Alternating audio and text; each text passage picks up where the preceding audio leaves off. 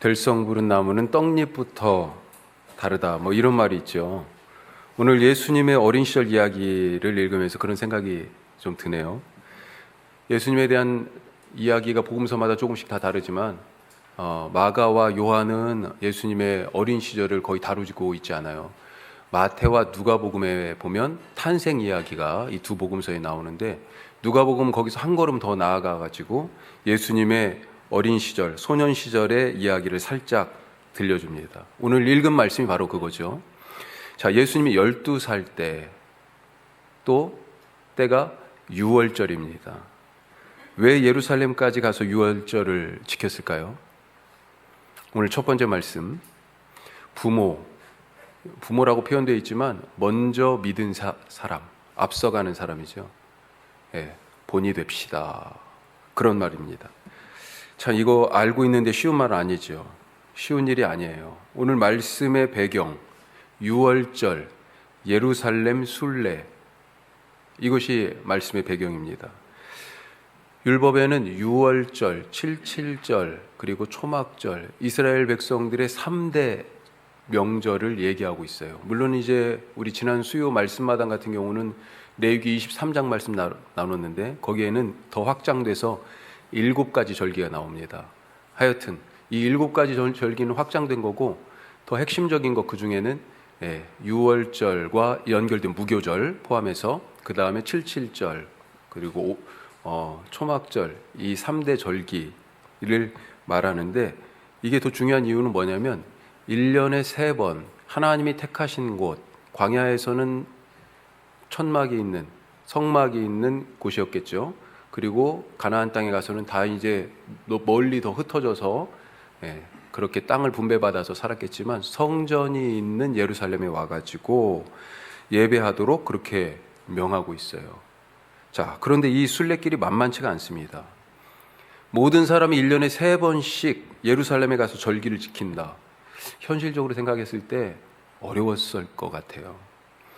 자, 한번 생각해 보세요. 예수님 고향이 갈릴리 근처 나사렛입니다. 태어나기는 다윗의 후손이니까 베들레헴, 다윗의 고향이었던 베들레헴에서 태어났어요. 하지만 사는 곳은 갈릴리 근처의 나사렛입니다. 나사렛에서 예루살렘까지 약 140-150km가 걸립니다. 당시에 이동 수단이 뭐예요? 다리죠, 다리. 걸어가야죠. 하루에 한 30km 정도 걸어간다고 쳤을 때 그러면 140-150km니까 355, 150km 5일 정도는 걸어가야 되는 거예요. 더군다나 애잖아요. 예수님 같은 경우는 순례자에 다 걷는 속도가 다르지만 함께 가는 곳입니다. 왕복 편도가 5일이니까 왕복 10일 이 순례길 쉽지 않았을 거예요. 또 유월절과 무교절 이 두 절기는 붙어있는 절기입니다. 그래가지고 유월절을 지켰다라고 하는 얘기는 무교절까지 같이 지켰다는 얘기예요. 자, 유월절이 해 떨어지는 유대인들은 하루가 그렇게 계산하잖아요. 해 떨어질 때부터 그날 저녁이 유월절 시작이에요. 그리고 그 밤을 지나고 나서 그 다음부터는 무교절이 시작됩니다. 그런데 무교절은 하루가 아니고 7일이에요. 7일. 자, 그러니까 오가는데 10일, 명절을 지키는데 7일, 벌써 17일입니다. 여행 중에 먹고 자야 되잖아요. 성전에 가서 제물도 바쳐서 예배해야 되잖아요. 비용이 상당했을 거예요. 하루 벌어서 하루 먹고 사는 사람들은 그래서 이런 명절 한번 지키기가 쉽지 않았을 것이다. 이런 생각이 드는 거죠. 더군다나 1년에 3번? 이거 상당히 진짜 웬만한 결심이 아니면 어려웠을 겁니다. 우리가 알다시피 예수님 아버지 요셉이 목수였잖아요. 나중에 예수님이 갈릴리에서 이제 막 사역을 하시고 천국 복음 전하시다가 고향 나사렛에 가셨어요. 마가복음 6장에 보면 그때 사람들이 예수님이 회당에 가가지고 막 가르치시니까 깜짝 놀랐어요. 야, 이게 무슨 가르침이야? 그러면서 우리가 알던 그 누구네 집 아들 아니야? 그러면서 뭐라고 얘기하냐면 이렇게 얘기해요. 이 사람이 마리아의 아들 목수가 아니냐. 예수님 직업도 목수였다는 거죠. 당시에 목수라는 직업이 사회적으로 존경받을 만한 그런 직업은 아니었고 또 경제적으로도 그렇게 수입이 넉넉하게 되는 그런 일도 아니었습니다. 거기다 식구가 그 마가복음 6장에 보면 예수님네 식구가 상당히 돼요. 남자 동생들 이름, 예수님이 제일 큰형 아니에요. 그러니까 남자 동생들 이름이 쭉 나오는데 4명이 나옵니다. 최소한. 그리고 누이들, 자매들까지 나와요. 이름은 안 나오지만. 한마디로 예수님의 형편이 넉넉지 않았을 것이다 라고 하는 것입니다. 명절을 지키러 한번 순례를 떠나면 거의, 그러니까 오고 가고 또 거기에서 무교절까지 지키는 것까지 생각하면 거의 한 달을 수입도 없이 공쳐야 됐기 때문에 사실 1년에 한 번 제대로 명절을 지키기 위하여 예루살렘에 갔다 오는 것, 이거 쉬운 일이 아니었을 것입니다. 자, 그런데 오늘 말씀 보니까 뭐라고 돼 있어요? 자, 41절 말씀에 이렇게 돼 있죠. 같이 해요. 그의 부모가 해마다 6월절이 되면 예루살렘에 가더니, 해마다 예루살렘에 갔습니다. 예수님의 어머니 아버지 요셉과 마리아가 이런 사람입니다. 아무리 율법에 그렇게 되어 있어도 야, 우리 먹고 사는 게 이런데 사는 형편을 생각해보자 이러지 않았을까요? 그런 거 생각하면 해마다 6월절을 지키러 예루살렘에 가는 것, 이건 어찌 보면 사치일 수도 있겠습니다. 하던 일도 멈추고 갔다 오면 일도 안 하고 쓰기만 한 거니까 수입은 없고 그나마 하던 일도 끊길지도 모르잖아요. 현실적으로 봤을 때 순례를 몇 년에 한 번 그렇게 계획해서 가는 것, 적금 부어가지고 갯돈 타서 그렇게 가는 게 사실은 맞지 않았을까요? 그런데도 요셉과 마리아는 해마다 6월절을 지키러 예루살렘에 갔습니다.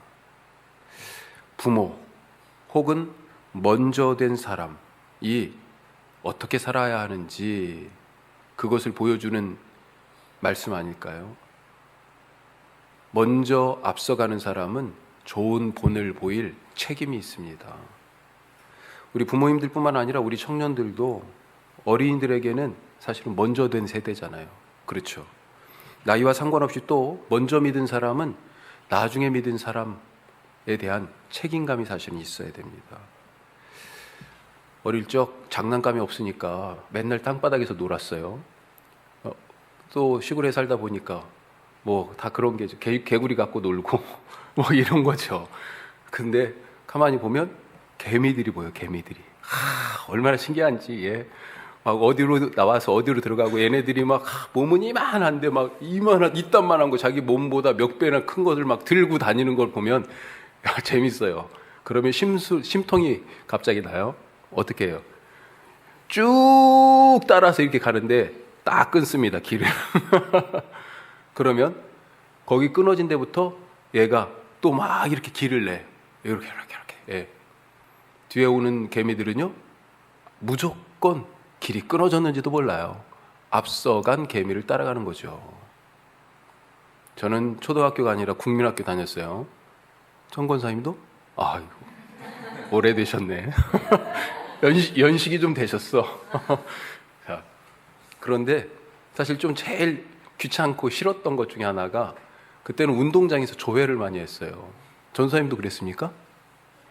1학년 때야. 딱 걸쳐 있어요. 운동장에서 조회하면 정말 싫었어요. 뭐 때문에 그랬냐? 줄 맞춰야 돼. 줄을 맞춰야 되잖아요. 맨 앞 사람 딱 섰으면 예, 그 뒤에 쭉 이어서 서야 되는데 이 줄 맞추기가 쉽지 않습니다. 앞 사람이 이렇게 쓰면요, 그 뒤에 서는 사람 계속해서 틀어지게 쓰죠. 줄 쓸 때 제가 생각해 보니까 제일 중요한 사람이 두 번째, 세 번째 사람이야. 거기서 첫 사람은 기준을 잡고 딱 서 있지만 거기서 방향을 이렇게 잘못 잡으면 끝에 가서요, 줄이 붙어버리든지 엉뚱한 데로 가는 거죠. 앞에 서 있는 사람들이 먼저 믿은 자가 오늘 마리아와 요셉처럼 좋은 신앙의 본을 보여야 됩니다. 그런 상황에서 어떻게 주일을 지키는지, 저는 한국교회의 가장 좋은 전통 중에 하나가 주일 성수라고 생각합니다. 이게 잘못 가면 율법적이고 너무 교조적이고 너무 형식적이고 뭐 이럴 수 있어요. 하지만 정말 한국교회에서 다른 건 몰라도 주일 지켜야 된다, 주일 성수해야 된다라고 가르치고 그것을 목숨처럼 여기고 남편한테 구박받고 그렇게 예전에는 진짜 집에서 두들겨 맞으면서 교회 다니신 분들이 계세요. 그런데도 불구하고 어떻게든지 주의를 지키려고 했던 그 모습, 그런 상황에서도, 그런 핍박에서도 그렇게 욕을 얻어먹어 가면서도, 아니 옛날에는, 요즘은 주 5일 근무제가 이제 정착됐고 이제 4일까지 얘기되고 있는 상황인데, 예전에는 출근하라고 그랬잖아요. 출근하라고. 그런데도 불구하고 교회 예배 드려야 됩니다. 자기의 신앙을 얘기했던 것, 참 어떻게 보면 융통성도 없고 고지식했던 것 같은데, 그런 믿음 때문에 지금 우리가 그래도 여기에 있는 것 아닌가. 어떻게 주의를 그렇게 지키는지, 어떻게 기도하는지, 어떻게 말하는지, 자기 일에 대하여 어떤 태도를 갖는지, 손해나 이익을 따져서 계산하기보다 하나님의 말씀을 따라 결정하는 것을 보면서, 또 주변 사람들을 어떻게 귀하게 여기고 존중하고 사랑하는지 보면서 뒷사람들이 저렇게 살아야지, 저렇게 믿어야지 라고 할 수 있지 않을까요? 우리 자녀들이 배울 것이 있는, 우리 후세대들이, 다음 어린이들이 먼저 믿은 우리들을 보고 저렇게 해야지 라고 할 수 있는 그런 신앙의 삶을 살아갈 수 있기를 간절히 바랍니다. 자, 두 번째로, 잃어버린 아이들을 찾자 하는 것입니다. 예루살렘에서 유월절을 보내고 이제 집으로 돌아가던 길입니다. 당시에 혼자 여행하는 것, 이거 위험한 일이었어요. 지금도 사실 혼자 여행, 우선 외로워서 그게 취미인 분들도 계실 것 같아요. 그런데 당시에는 사실 쉽지 않았어요. 예수님께서 비유로 말씀하신 이야기 중에 예루살렘에서 여리고로 가다가 강도 만난 사람 이야기했잖아요. 이게 그냥 나온 얘기가 아닐 거예요. 그런 위험을 피하기 위해서 보통 이 명절 때 순례자들은 여럿이 때를 이루어서, 소위 순례단을 어떻게 조직했는지는 모르겠지만 같이 함께 걸었습니다. 그렇게 순례를 했어요. 요셉과 마리아에게도 이런 무리가 같이 있었던 거죠. 가깝게는 친척들도 있었고, 자, 이 순례단에, 집으로 돌아오는 이 순례단에 당연히 이 아들 예수님이 같이 있을 거라고 생각했습니다. 그런데 하룻길을 간 후에야 아들이 없다는 걸 그때서 알았어요. 큰일 났죠. 부모는 아들을 찾으려고 길을 더듬어서 예루살렘으로 다시 올라갑니다. 그리고 마침내 사흘째 되어서야 성전에서 어른들 사이에 둘러싸여서 말씀에 대해서 서로 얘기하고 있는 이 아들 예수님을 발견했어요. 가슴을 쓸어내렸을 거예요. 하늘이 노랬다가 그냥 3일 동안 뭘 먹었을까요? 어떻게 잠을 잤을까요? 자식을 잃어버렸는데. 한편으로는 아내는 남편한테 화가 났을 거고 남편은 또 아내한테 화가 났을 것 같기도 해요. 당신이 챙겼어야지. 하여튼 이 말씀을 읽으면서 우리가 얼마나 많은 아이들을 잃어버렸나, 그런 생각이 들었습니다. 아시겠지만 코로나 이후에 교회가 위기잖아요. 그전부터 그런 하향세가, 곡선이 하향 곡선이어서 추세가, 그렇지만 교회마다 급격하게 아이들이 줄었습니다. 교회 아이들이 없어요. 여기 혁신도시에 초등학교가 2개 있잖아요. 버들초, 봉대초. 홈페이지에 들어가 보니까 버들초에 1153명 어린이가 있고 봉대초에 1061명, 거기에다가 우리 특수학교, 봉대 가운학교에는 초등부부터 고등부까지 있는데 초등부에 65명이 있어요. 다 합해보니까 2279명이에요. 봉대 가운 같은 경우는 타 지역 학생들도 좀 올 수 있다고 쳐요. 그래도 하여튼 2200명 정도가 되는 거죠. 이 동네에 사는 어린이들이, 유치원 빼고 초등학생들 엄청난 숫자 아니에요? 그 중에 교회에 다니며 신앙생활 하는 친구가 몇이나 될까요? 학교가 끝나도 우리가 알다시피 아이들을 볼 수가 없습니다. 이 2,000명이 넘는 친구들이 어디가 있는 거예요? 혁신도시에. 예? 길에서도, 운동장에서도, 공원에도 애들이 안 보여요. 아이들 실종 시대입니다. 요즘 꿀벌이 없다고 그러잖아요. 진짜 없어요? 아니, 많이 없어졌대요. 그래도 감사하게도 꽃이 벌써 졌어요. 지고 요즘 제일 바쁘답니다. 이만한 열매가 맺혔대요. 다 사과가 되면 좋겠지만 그러면 다 이만해지니까 솎아주고 있대요. 꿀벌 때문에 그런 것들이 지금 수분을 하는 거죠. 그래서 열매가 된 거 아닙니까? 우리 아이들이 그렇게 없어졌어요.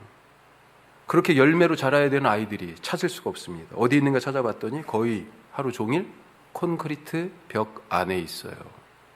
학교 건물에서 학원 건물로 장소만 옮겨 다니며 배우고 또 뭔가를 그렇게 열심히 배우고 있지 않아요? 사람이 하늘 아래에서 땅을 밟고 바람을 맞으며 살도록 그렇게 창조되었는데 우리 애들이 지금 이렇게 지금 자라고 있잖아요. 저도 어느덧 생각해 보니까 이제 50대 중반이 돼 버렸어요. 야, 예전에는 탓할 윗세대가 있었어. 그런데요, 이제는 제 책임이더라고요. 아이들에게 미안합니다. 아들을 잃어버린 마리아와 요셉은 거꾸로 거슬러서 예루살렘으로 올라갑니다. 하룻길 거리를 3일에 걸쳐서 갔어요. 무슨 말일까요? 이 동네 저 동네 이 사람 저 사람 다 찾아가서 다 붙들고 지금 물어봤다는 거 아니에요. 이런 애 그때 무슨 몽타주가 있었겠어요. 샅샅이 뒤졌습니다. 이 부분을 읽으면서 반성이 많이 되었어요. 먼저는 교회가 아이들을 잃어버렸다는 것을 인식해야 되는데 처음에는 이 부모도 몰랐잖아요. 당연히 오고 있는 걸로 생각했잖아요. 지금 우리가 너무 그런 부분들에 대하여 아이들을 잃어버렸다는 그런 인식이 있는지, 우리에게는 그런 긴박감과 문제의식이 과연 있는지, 또 요셉과 마리아는 찾아요. 그런데 어느 정도 노력이에요? 왔을 때보다 3일을 더 갔어요. 3일을 더 소요했어요. 3배의 노력을 들여가며 오던 길을 샅샅이 뒤졌는데 우리는 과연 그런 노력을 하고 있는지, 또 아이들을 찾을 구체적인 방법은 과연 갖고 있는지, 우리에게 아이들을 잃어버렸다는 인식도 부족하고 잃어버린 것을 알아도 찾는 노력도 부족하고 또 어떻게 아이들을 찾을 것인가 만날 것인가 그 방법 죄송하지만 솔직히 저도 잘 모르겠습니다. 우리가 이 동네의 특성을 생각해서 그동안 공동육아를 하자, 젊은 엄마들이 많으니까 그렇게 계획하고 과감하게 시도하려던 때에 코로나가 닥쳤습니다. 그래도 이걸 그냥 접지 말자. 그래서 우리 교회 아이들하고 먼저 그럼 한번 해보자. 그래서 함께 돌봄이라고 이름을 살짝 바꿔서 그렇게 지금 하고 있어요. 6주에 한 번씩. 한편으로는 초등학생들을 생각하면서 모두가 다 그렇게 엄마들도 다 학원 보내고 싶어 하지는 않을 거야. 어쩔 수 없어서. 그래서 아이들하고 함께 놀 수 있는 뭔가를 가르친다기보다는 그런 지역아동센터, 그런 놀이터를 하나 만들며 교회에서 하는 건 어떨까, 이런 생각도 했습니다. 또 아직 예비적 단계지만 매달 서로 그림책 수다 모임, 이제 그림책으로 책을 바꿨어요. 그림책 수다 모임을 하고 있잖아요. 그림책을 읽을 어린아이들 그리고 그 부모님들을 염두에 둔 부분도 있어요. 어떤 것은 씨앗을 심는 단계이기도 하고, 아니 어떤 것은 씨앗은 고사하고 지금 아직 밭 가는 그런 작업 중이기도 하고, 아니 더 나아가서 밭은 땅 한 택이 없어요. 그냥 생각만 하고 있는 그런 일들도 있는 거죠. 그래서 부탁드립니다. 지혜를 나눠주시고 함께 시간을 내주시고 또 때가 되어서 힘을 모아주시기를 간절히 바랍니다. 무엇보다도 함께 우리가 기도합시다. 교회에서 맨날 성경에서 우리가 그렇게 읽잖아요. 기도 외에는 이런 능력의 원천이 기도인 것을, 산을 옮길 만한 그런 믿음으로 기도할 일이 우리에게 필요해요. 모든 일은 기도에서 시작하니까요. 우리에게 주님께서 사람 낚는 어부의 사명을 주셨는데 잃어버린 어린이들을 찾는 그런 교회가 되었으면 좋겠습니다.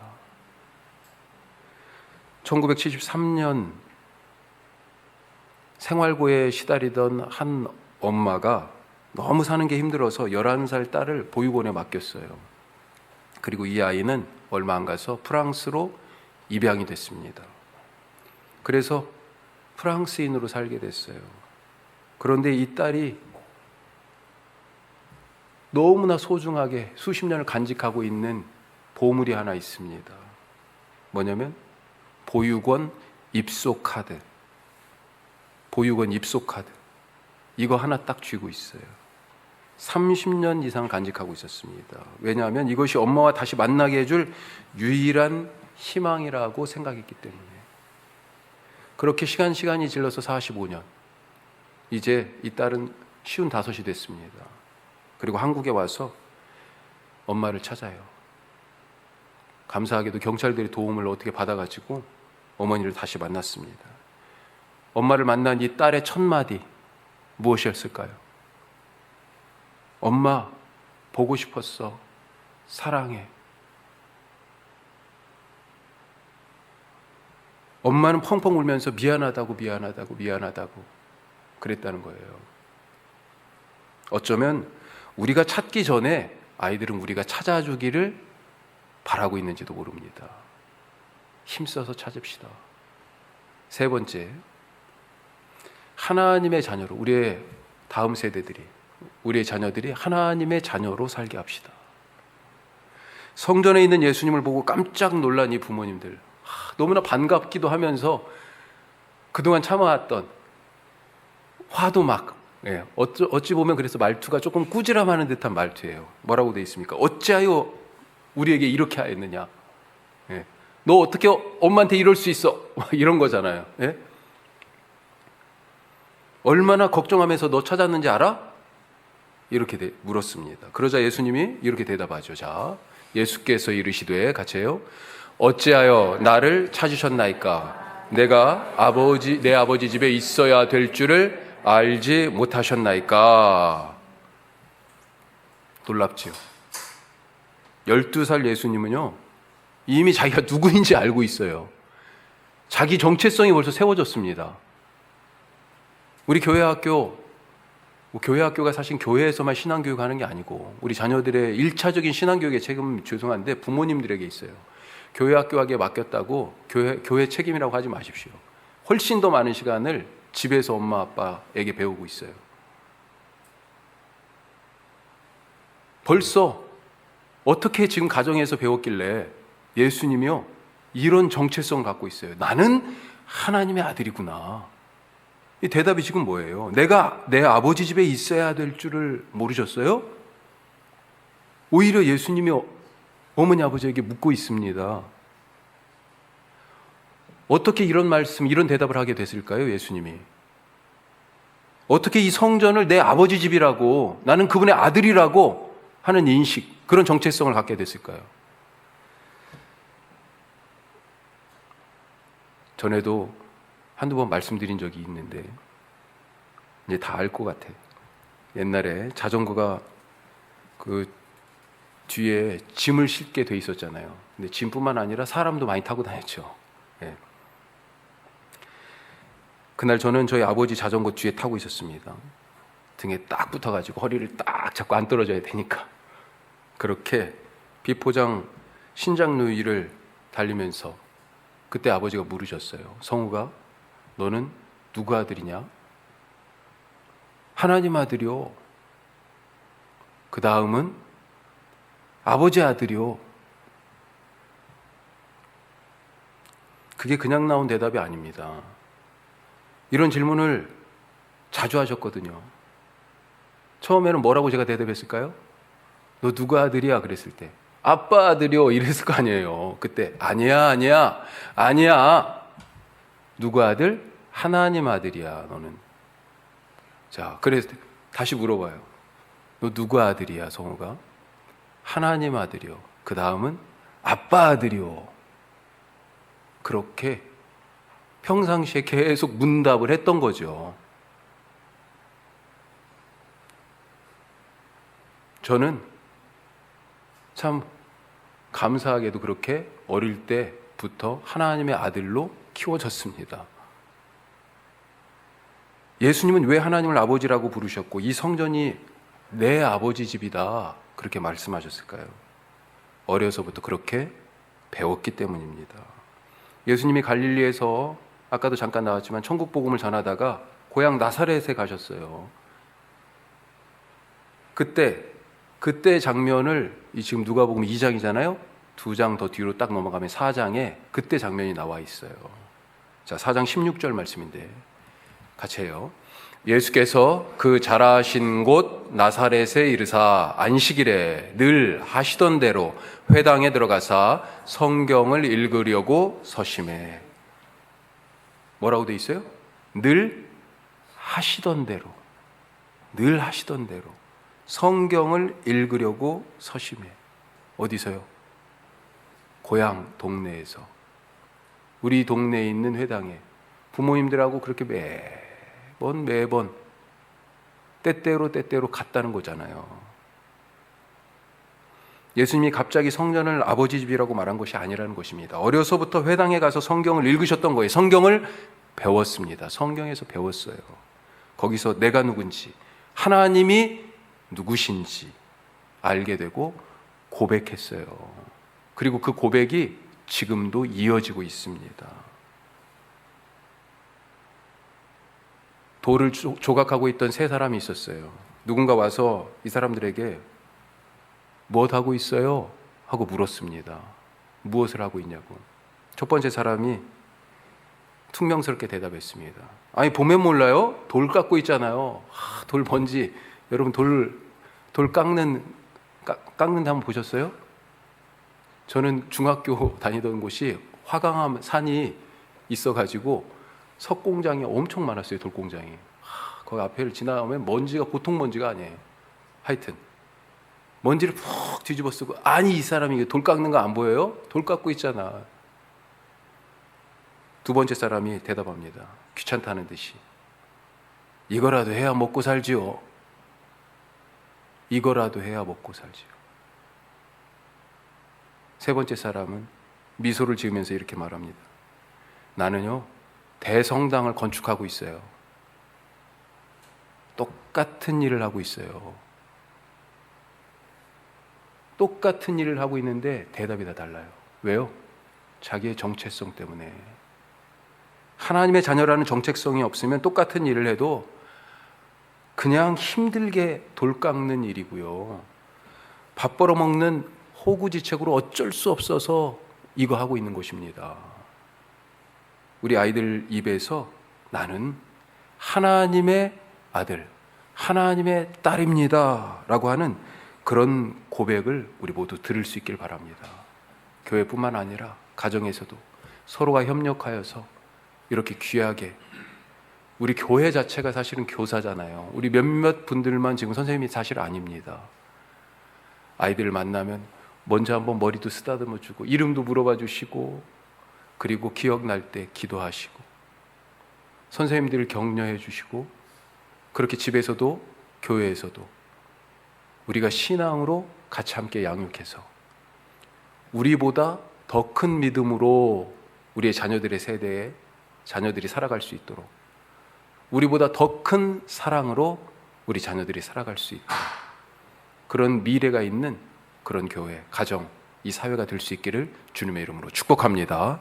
기도하겠습니다.